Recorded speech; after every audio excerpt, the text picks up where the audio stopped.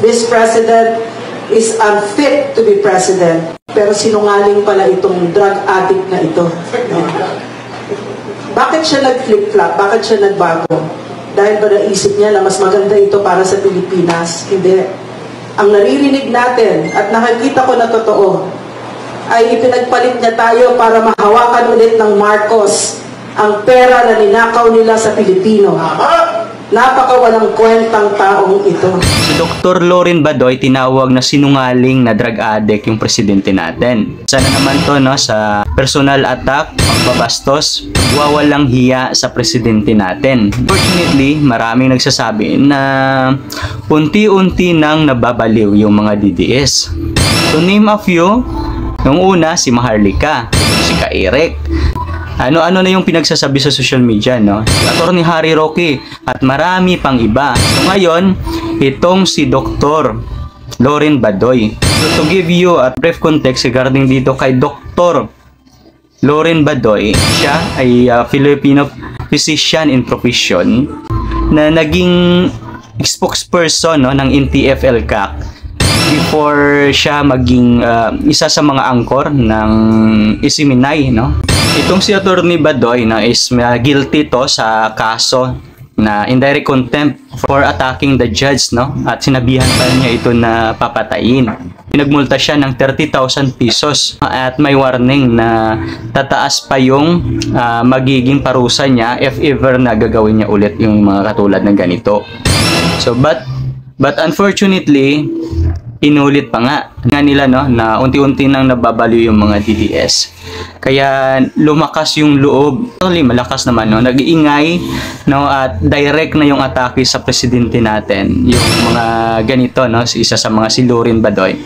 Siya ay isa sa mga affected, no, sa desisyon ng gobyerno natin, desisyon ng administrasyong Marcos regarding dito, no, sa prangkisa na pag-revoke ng prangkisa ng Isiminay, no? Kapitado sila.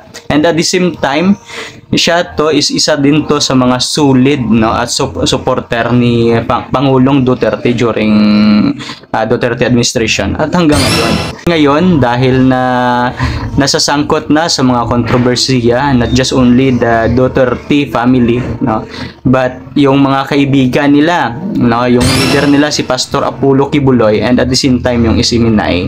So ngayon, hindi nila directly sinasabi na yung destabilization ng administrasyong Marcos, but sabi nga nila, action speaks louder than words.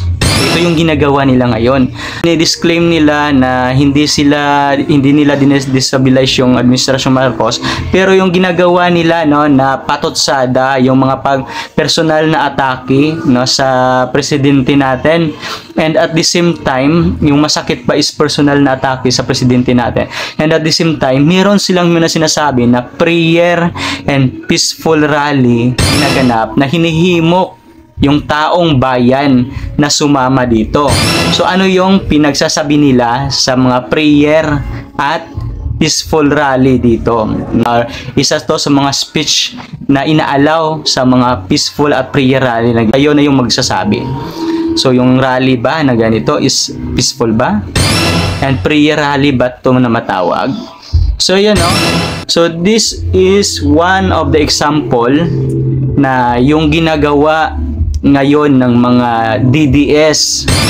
Nagsimula silang gumawa ng ganitong ingay nung sila na yung hindi sinuportahan ng current administrasyon dahil sa mga pinagagawa nila. So this is what you call, no? Matatawag nyo ba yung pinagagawa ngayon? So ngayon sila gagawa, ngayon may gaganapin daw sila, no, sa Bulacan na sinasabing peaceful rally. Now, itaga nyo sa bato kung yung term ba na peaceful rally, pag yung tumayo dyan sa entablado si former President Duterte kasama tong mga taong to, no, yung mga sulit, mga DDS na to, kasama yung mga tao, Ka-Eric, Atty. Harry Roque, Salvador Panilo. So pag nagsalita yan, correct me if I'm wrong, no, kung masasabi mo pa na peaceful rally yung intention nila.